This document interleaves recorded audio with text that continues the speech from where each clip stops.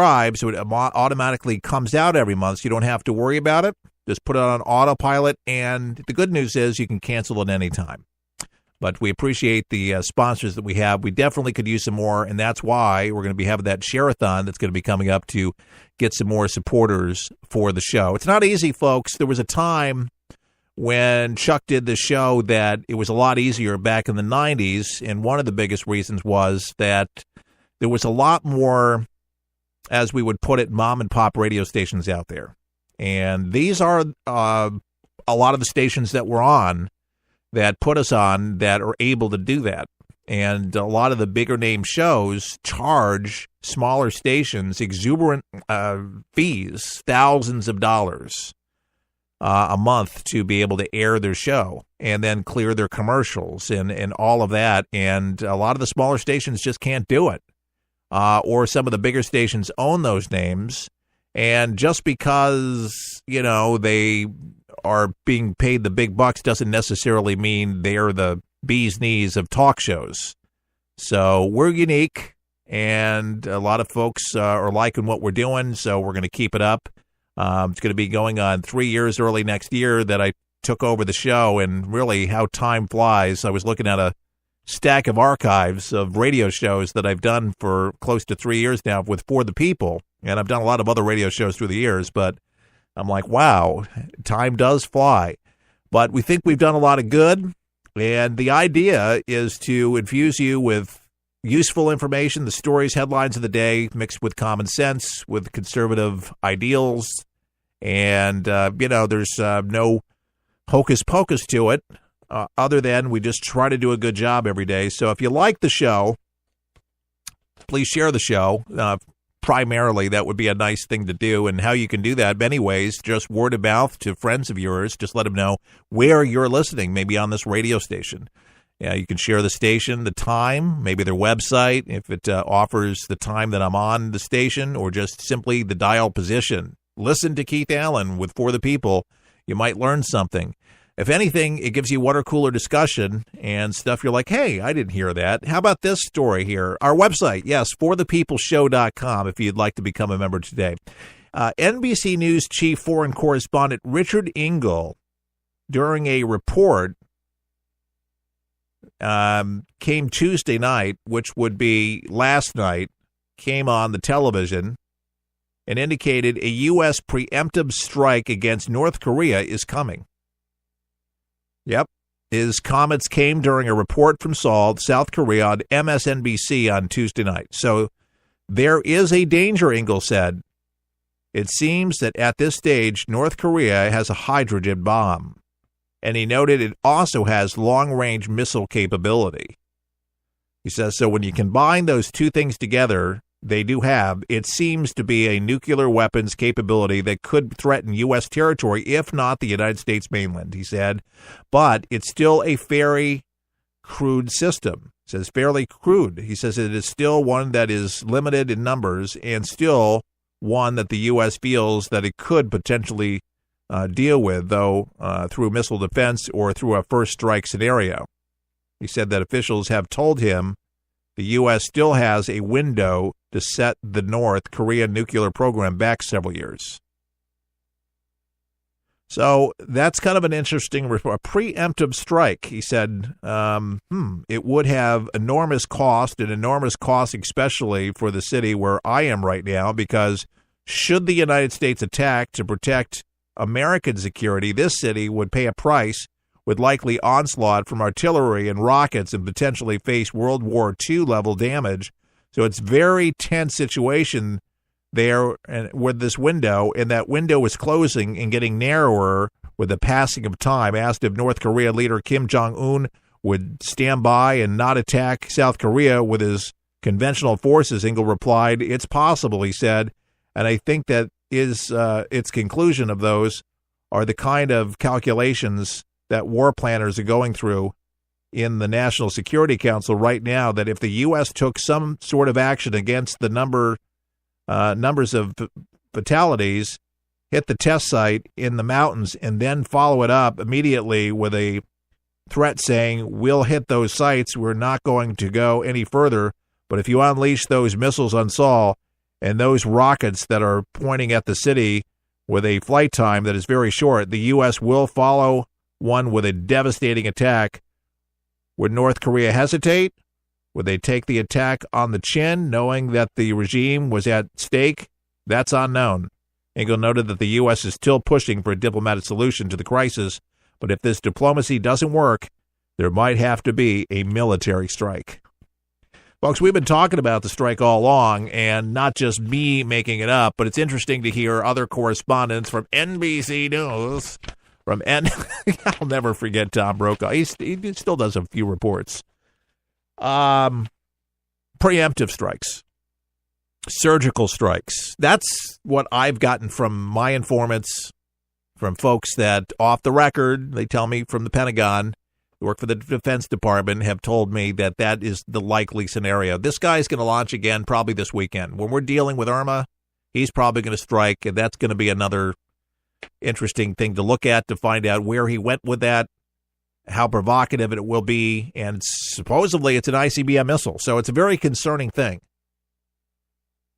North Korea has another plan, and what is that plan? It is to attack the U.S. power grid using an electromagnetic pulse to knock out electricity throughout America. Now, this warning came directly from the state news agency. Experts are saying that North Korea could actually pull off the attack by detonating a hydrogen bomb at high altitude, which would create an electromagnetic pulse, or EMP, would knock out key infrastructure in parts of the United States. And the biggest danger would be shorting out of the power grid, especially on the East Coast. Harry Kazin's director of the defense studies at the Center for the National Interest told Fox News, imagine a situation where large sections of the U.S. had no power. He goes on, he says, imagine New York or Washington, D.C. with no power for just a week. The implications would be hard to fathom. The casualty rates would be off the charts. An EMP, something that appears more like Hollywood fiction, like in the Matrix movies, can cause more danger and damage at higher elevations. Detonation at 250 miles, a distance of roughly of the International Space Station, could fry electronics in most of the U.S., along with parts of Canada and Mexico. James Woolsey is the former chief of the Central Intelligence Agency from 1993 to 1995. What did he say? He warned of such an attack during an interview with the San Diego Union Tribune in March. He said, I think this is principle, the most important and dangerous threat to the United States, Woolsey said in the interview. If you look at the electric grid and what it's susceptible to, we'd be moving into a world with no food delivery, no water purification, no banking, no telecommunications, no medicine. All of these things depend on electricity one way or another. Folks, we've talked about it for years.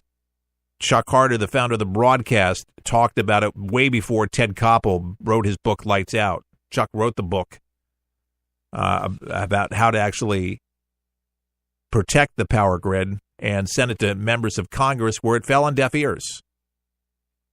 They have not done what they needed to do to protect our power grids and the people of the country, which is the most important. We would have mass deaths in this country as a result of that. Yeah, I was a little surprised when we actually were offering those survival guide books, which I don't have any left in stock right now. I'm actually going to call Chuck's daughter and see how many we have and see if we can put together a bundle, but get those together to sell them. But I am really feeling that if you don't have a contingency plan together for your family, I mean, you want to talk about falling apart at the seams, it will be very quick, and forget about any hurricane. You wish that a hurricane came, because they come and they go. No electricity for months and years, that's bad. That sets you in the Stone Age really quick. Some of you might like it. Some of you are You're just sick. You like it that way. You live in the cabin. You like to cut off. You like to be off the grid, so to speak. But you got generators. You're smart. You know how to use batteries. You know how to recharge them with solar power. I mean, there's ways to do it. In these books that I'm talking about, Chuck's survival books are the best I've ever read, and I've read a lot of books on survival. Chuck's books cover every single topic and then some on top of it. It's so redundant, but that was Chuck. So let me see what I can do about getting those books. And by the way, if you're interested, so I can kind of get a preliminary count and an idea of how many people are interested in that book that Chuck wrote on survival. If you want one, email me off the website at forthepeopleshow.com. And what I'm thinking about doing is putting a special CD together and the book. So it would be the book in the CD shipped off to you. And we'll have a really good deal on it so everybody can afford it. But I think every household, bar none, in America should have and let this hurricane, let Irma, even if you're in an area where Irma's not going to even affect you, that you should have a contingency plan just because of the times in which we live. Say over this weekend, an EMP would come over from North Korea. We're talking about it, but nobody really took it serious. You know we're not ready. North Korea knows it. Unsuspectedly, we're without power. And you say, oh, did somebody run into a power pole? 48 hours later. 60 hours later. Think that freezer's going to still be cold? Folks, you got to be thinking about that stuff. You want the book. I'm not here to scare you. We're here to just help you. And that's why Chuck really wrote the book. And that's why I say we'll nominally price it, but we have to add shipping and handling, obviously, to ship it. Things ain't cheap today. But we're not going to put it in rush mail. It might take, 4 or 5 days to get to you. But the book on survival by Chuck Carter and the DVD, or a CD, we're not going to do a DVD, CD. If you want it, email me at forthepeopleshow.com. Do it today or tomorrow. But so I get a count, so I have an idea. So when I talk to Chuck's daughter, we can find out how many books to get so I could have her send them to me. But I just feel impelled to do it. I could put a book together, but it's already done, and it's Chuck, and he's thorough, and why rewrite something? Why redo something? But this is very interesting. This is North Korea. They're threatening an attack on the U.S. power grid. An EMP pulse would knock out electricity throughout America. Some of you have generators, but how long? Because that gas station's not going to be able to pump that gas. Cell phone towers will be out within 48, 50 hours. They have generators that only last for so many days, and after that, that's it. Communication will be cut out. Some radio stations will be off the air because, it takes power. Their generators will run out of fuel. Some stations have diesel, but they'll be able to go a lot longer if they have a diesel generator. But there's only so long they might be able to go. And they'll probably be on for a limited time for information to provide a service to update people as to what's going on, as much as they possibly can gather news when there's a media blackout. But you have to have some kind of plan together. I like that there's communities of people that have gotten together that have, like in the Carolinas and different places throughout our country, that have banded together, put together bunkers literally in the mountains. And they have everything you could ever imagine. And they could live there probably 50 years. They have that much stuff, They have guns, ammunition, they have medicine, food, plenty of water, electricity, but safe. And you can read about it, do some research, and you can go in with people maybe in your neighborhood, friends and family, and just have a place that you could go and you could survive. Because something you don't think that could happen. And this guy is very desperate. And I wouldn't put anything past him, friends. You say, oh, we got that THAAD missile system. It's